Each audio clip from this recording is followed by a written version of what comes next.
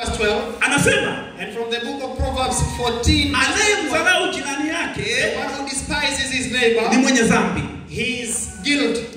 Misali 14 aya 3 ya 31. And Proverbs 14 verse 31, Anayemdhulumu maskini, the one who humiliates poor, umtukana Muumba wake. he reproaches his maker. Lakini But anayofadhili maskini, the one who helps the needy, umheshimu. that one honors Bwana Yesu asifiwe. God. Praise the Lord. Katika Misali 11 In the book of Proverbs, 25, chapter 11:25, yeye the one aletaye baraka atatajirika.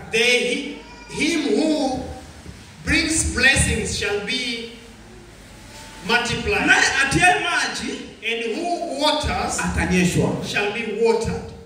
Anayemhurumia maskini, The one who have mercy on the poor, umkopesha Bwana, rents to God, naye atawalipa kwa matendo yake. and he shall repay them by their acts. Pokeni hiyo.